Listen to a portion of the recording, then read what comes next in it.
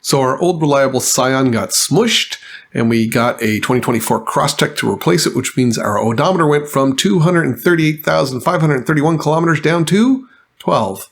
So that also means that we'll no longer be loading it up with hardware from the hardware store, jamming it full of Facebook Marketplace stuff, or putting a trencher in it. So to save some abuse on the new car, I go to Subaru's website and look for roof racks. And the Subaru roof racks themselves, the OEM ones, you can see they have this curve to them. I did not want that, plus they're $300. And then the Thule ones, they are actually nice and flat, which is what I need for plywood and stuff, but they're $650, and I'm not interested in paying that either. So off to Amazon I go, and I found these. These are Stay There Universal Car Roof Rack Crossbars, which have the shape that I want, the price that I like, but Amazon confirmed fit says they do not fit the 2024 Subaru Crosstrek. However, breaking up my tape measure, I don't believe them, so here they are a few days later. And spoiler alert, if you're here only to find out if they fit a 2024 Crosstrek or not, they do indeed fit. In opening the box, I came across this warm reminder that you need to make sure that you don't lose the keys, and we'll come back to that in a bit to show you exactly why. It's a somewhat unfortunate design feature, air quotes. As for what's in the box, we have the instructions. We've got 6 end caps. I guess they're 2 spares, 2 keys, an Allen key, the rubber strips to plug the slots in the rails to help prevent wind noise, a couple of stickers, and then of course the rails themselves, which I'm pretty impressed with. They're pretty solid and sturdy, and they look good too. In the Amazon reviews, some people said that these caps were loose and they recommended gluing them, but mine were quite snug. I didn't have that problem. You can always add some glue if you want for comfort. Here's where you see the key, how the key works. It opens up the slot so you can fit the Allen wrench in. The problem is when it's open, you can't pull that key out. So you can't just leave it in the unlocked state and use the Allen wrench. So that's why you can't lose the keys. You really can't take them off or put them on without having the keys. So to start with, just use the key, open it up, use the Allen wrench, get this to a spot like here where it's loose and can move in the rails, and then it's ready to put on the car.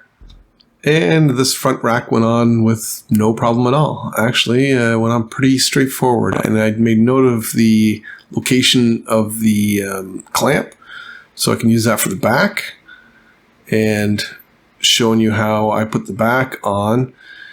It's as simple as just reaching across, laying it down on the other rail, and then snugging it up on the rail closest to you. You need the key, obviously, to open it up so you can use the Allen wrench. But once you have that, you snug up this side. And when we get around to the other side, I'll show you the problem that I did run into using the alignment the way that I did. So I thought I was being all clever, but when I went to tighten this side, you can see the Allen wrench all of a sudden is not long enough, and it's hitting the bar as it extends out. Reason being is the rails on the back are closer together than they are on the front, and I didn't realize this until I went to tighten that down. So the fix was to simply loosen the clamp on the other side, loosen it on this side, and give it a few taps to nudge it into place. Check it with measuring tape, and then I tightened everything back down. Next up is to start putting in the rubber strips into the slots, and really I just checked the length and cut them with scissors and painfully try and put them into place. The rubber was kind of hard, and this took far longer than I was expecting it to. It was quite difficult to squeeze them in. And with that first piece of rubber in, it sets the location of the clamps. So I labeled them with a B and an F to make it a little easier the next time I go to put these on. So then I took the rails off, thinking it'd be easier to put the rubber strips in, and it was, but easier is a relative term. It was still quite a bit of a pain to get these in there. And you'll note I did leave a little bit of a gap because you have to in order to allow the clamp to open up to go on the rails. So even if you do a perfect job, you won't get 100% coverage this way. If you did want 100%, you would have to do it while the rails are installed, and then you'd be locked in, that you wouldn't be able to take them off.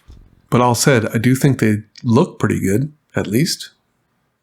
I did want to try a road test to see if it picks up the sound that these make. They are a little bit noisy. I did put the rubber seals in, and I did tape up using tuck tape as much as I could. But if you listen here,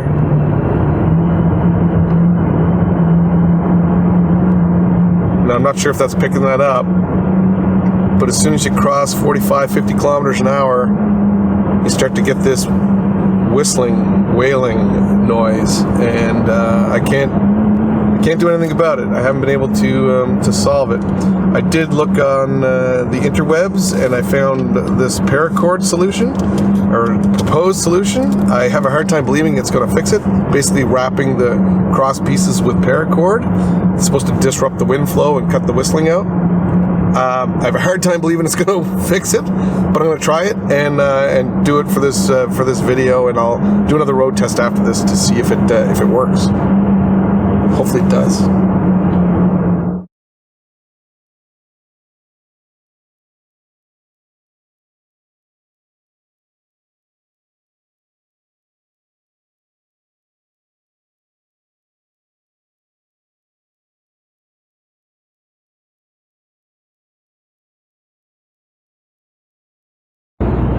Alrighty, so we're back in the car doing the road test, and we're already over the 45 kilometer an hour threshold. And I don't know if you can pick it up in the audio here or not, but the whistling is cut out completely. I kind of don't believe it. I was pretty skeptical trying it, but you know, it only cost $7 for some cord, worth a try. And it's kind of unbelievable that actually worked. So with that, from a road noise perspective, we have no problem leaving these on at all. It's just as quiet as it was before we had the roof racks on at all. Even when we get up to full highway speed, it's still so much better than what it was. Pretty happy with them. You know, maybe the higher end brands don't have as much wind noise. You don't need to do something like this. Maybe they don't affect your mileage as much. I don't know. I didn't want to spend that much on roof racks, so I ordered these, put them on, added the modification, and now I'm pretty happy with it. So if you found this helpful, hit like, hit subscribe, and we will see you in the next video.